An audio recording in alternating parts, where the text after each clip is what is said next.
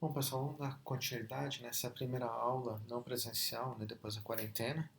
Então, nós vamos dar continuidade a elementos de máquina 2, né, falando um pouco de mancagem de deslizamento e rolamento. Tá? Tanto o mancal de deslizamento como de rolamento, eles têm a mesma função, eles são elementos de apoio. Tá? Ou seja, eles são projetados aqui, se vocês forem ver, né, eu tenho aqui um mancal e aqui eu tenho um rolamento. Então, esse é o mancal de rolamento, né, o eixo está aqui acoplado. Então, o que acontece? Esse eixo, né, ele vai estar ligado a um motor, por exemplo, algum outro equipamento, né, vai estar rotacionando. Só que se eu não tivesse esse mancal, o que aconteceria? Né? Ele estaria aqui solto e ele poderia o quê? Flexionar.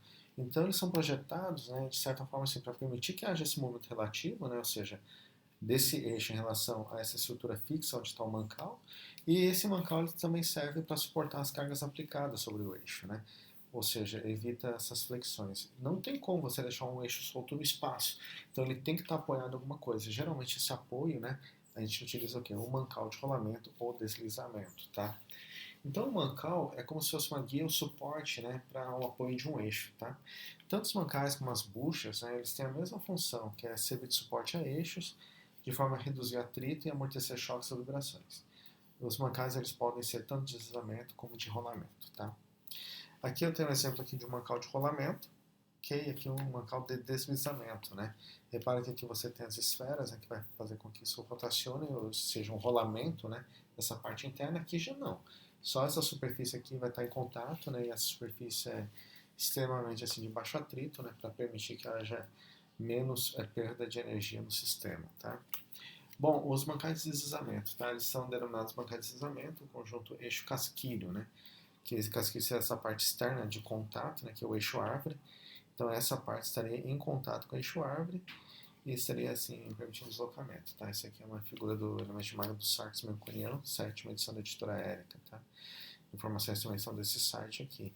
Seu funcionamento é bem simples, o eixo desenvolve um movimento giratório, e ele está apoiado nesse casquilho que é uma bucha de forma circular, separado por uma película de lubrificante. Tá? Então, geralmente, a gente tem lubrificação aqui, que permite que esse eixo rotacione com baixo atrito. Bom, aqui é um outro exemplo grande, né, de um casquilho. Né? Esse aqui, só para vocês verem, esse aqui é de um rotor, né, de turbina, que é algo muito grande, tá? Desse site aqui, uma turbina assim de navio, né? Ok? Bom, dos deslizamentos aqui, continuando, eles são usados em máquinas pesadas e equipamentos de baixa rotação, porque a baixa velocidade ele evita superaquecimento dos componentes expostos ao atrito. Tá? Então, se eu usar alta velocidade, esse tipo de mancal, eu vou ter problema com calor, tá? Aquecimento. Então, ele é muito mais recomendável na baixa rotação e também em máquinas pesadas. Por quê? Porque dificilmente um mancal de rolamento suporta cargas muito altas em máquinas pesadas. Então, aquele exemplo aqui de uma turbina, né? Você vê que o tamanho, né, do mancal, o tamanho do eixo que ele deve rotacionar. Obviamente não vai ser a altíssima velocidade, né?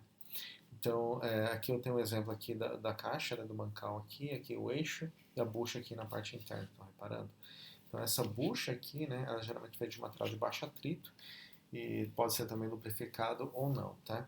Aqui nesse caso aqui eu tenho nesse sistema um copo de lubrificação, né, onde o fluido vai sendo que escoado, né, por esse furo, ele vai entrando aqui no intervalo, né, nesse espaço entre a bucha e o eixo, ok? Aqui tem alguns exemplos, né, de mancal de deslizamento, né? Você tem um motor aqui. Aqui são os apoios, aqui o que a gente tinha falado antes. Né? Aqui tem um acoplamento, depois a gente vai falar um pouco sobre isso, né?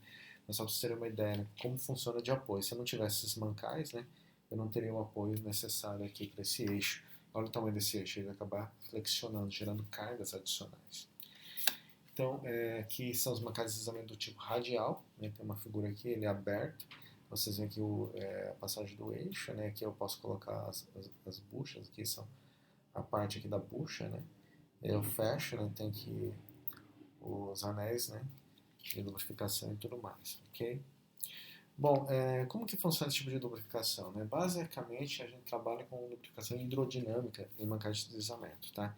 Então, tem uma entrada de óleo aqui, e como o eixo, né, a árvore, ele não está no mesmo centro, né, da bucha, né, do mancal, ou seja, eles são excêntricos, o que acontece? Na hora que você inicia a rotação, ele gera uma cunha aqui. Reparem que aqui, ó, aqui é mais aberto e aqui vai se afunilando. E nesse afunilar, ele gera um gradiente de velocidade do fluido que gera a pressão hidrodinâmica, né? Então, O próprio movimento do eixo, né, com a presença do óleo, vai gerar o quê? Sustentação e vai separar aqui, ó, tá vendo? Tem uma separação. O único problema disso tudo, né, é que vai ter vibração, né, de certa forma, porque eles são excêntricos, né? Então, de certa forma, esse eixo ele vai ter que, né, oscilar um pouco. Isso não é muito, tá, pessoal? É na faixa de micrômetros, mas é suficiente para você gerar uma camada de lubrificação aqui. Bom, tem também uma camada de deslizamento axial, tá? Então, ou seja, aqui eu tenho um eixo, né? Ele está sendo apoiado aqui. Então, o que acontece, né? Ele vai ter esforços, né, na direção do eixo, não na direção radial do eixo. Tá? Então, esses são mancadas de deslizamento do tipo axial. Aqui tem uma imagem melhor, né? Aqui você tem um eixo, né? A bucha de espaçamento, né? E tudo mais.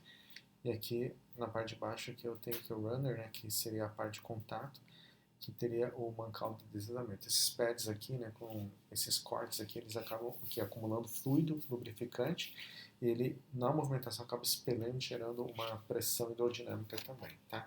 Então esse é um mancal de deslizamento tipo axial. Aqui algumas figuras, né, algumas imagens de mancais de deslizamento axial. E eu tenho também uma mancagem de rolamento, tá, que é um pouquinho diferente. Né? Então, quando a gente precisa de um mancal com maior velocidade, menos atrito, o mancal de rolamento ou simplesmente de rolamento é mais adequado. Dependendo de onde os rolamentos são usados, talvez tenham cargas radiais, axiais ou uma combinação de ambas. Então, o meu mancal de rolamento ele pode ser projetado para suportar cargas radiais, axiais ou combinação de ambos. Tá? Então, para você ter uma ideia, né? O que seria uma carga axial, uma carga radial, né? Em termos de rolamento. Então, se eu tivesse aqui um rolamento aqui num banco, eu estaria aqui, né, sentado. Essa é a carga axial sobre o rolamento que está rotacionando aqui, tá? Naquele banco que rotaciona. Só para vocês terem uma ideia, né, de como que seria a lógica, né, da aplicação da carga axial. Aqui o rolamento estaria nessa parte, né? Como essa corrente está puxando, a carga geralmente vai ser na direção radial, tá?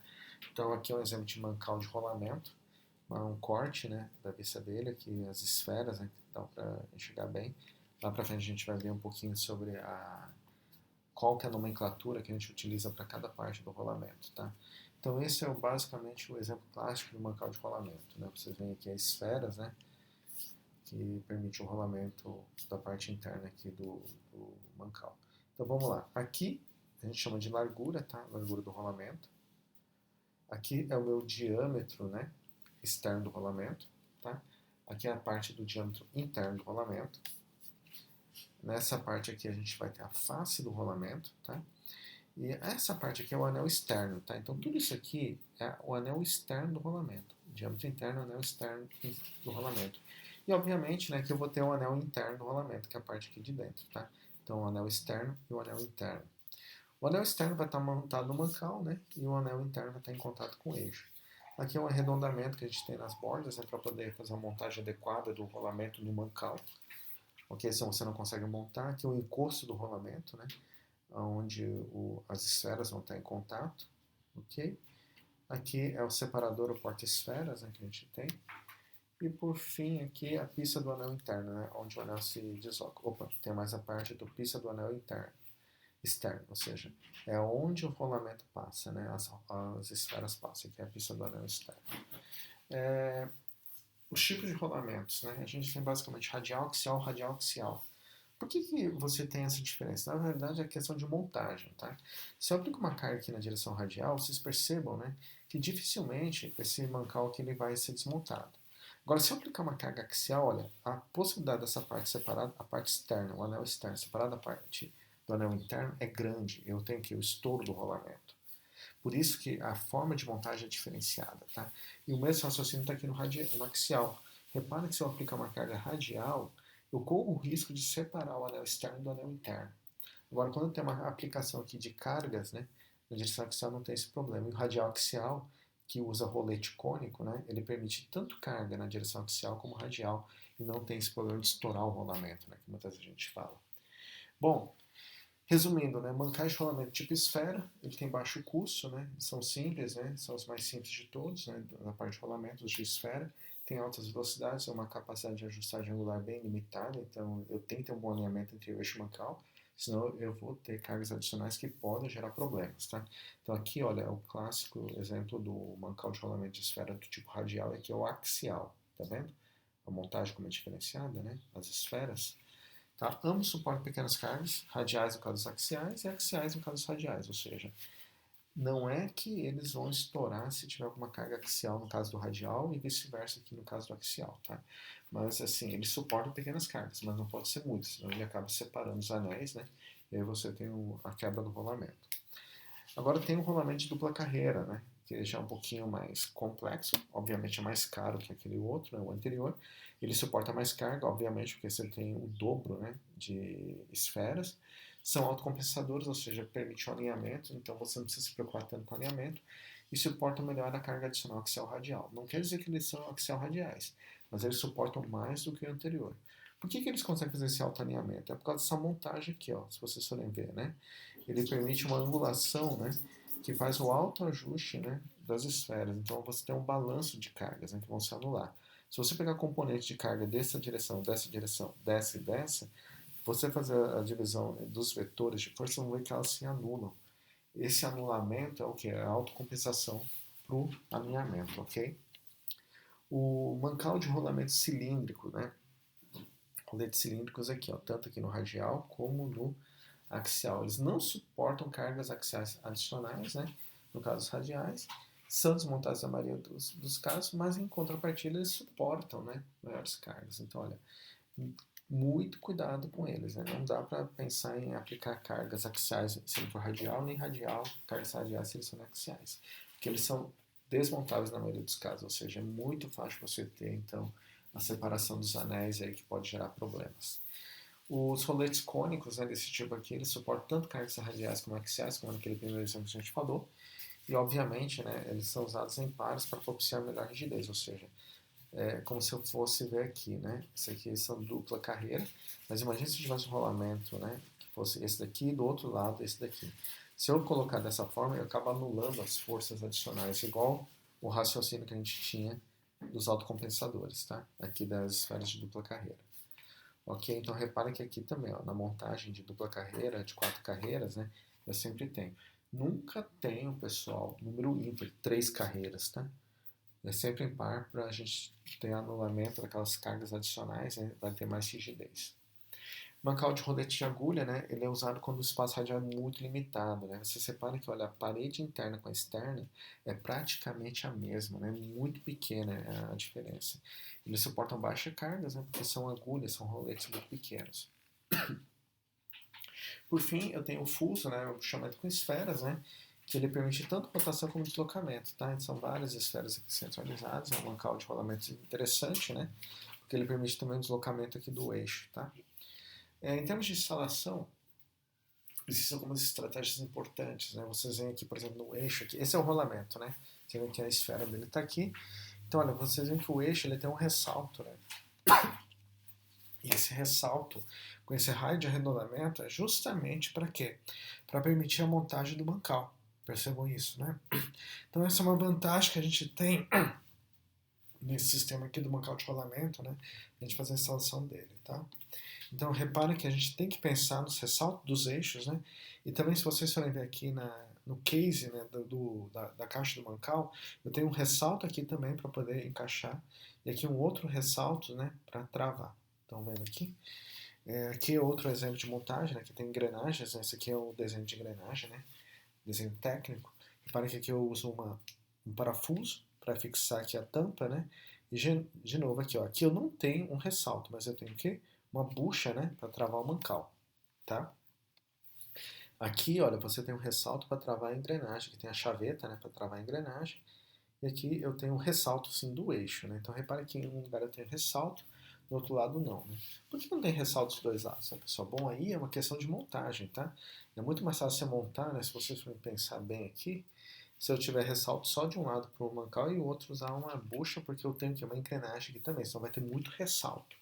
Qual que é o problema de você ter vários ressaltos? Né? Você vai diminuindo o diâmetro do eixo, pode dar problema de resistência mecânica, né? Flexão, por aí vai.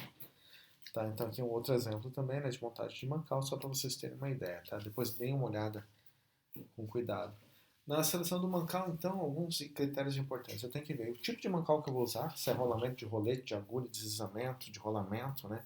O nível de precisão que eu preciso, né? Ou seja, o movimento ele é delicado ou não, qual que é o tipo de lubrificante, se é possível usar lubrificante ou não.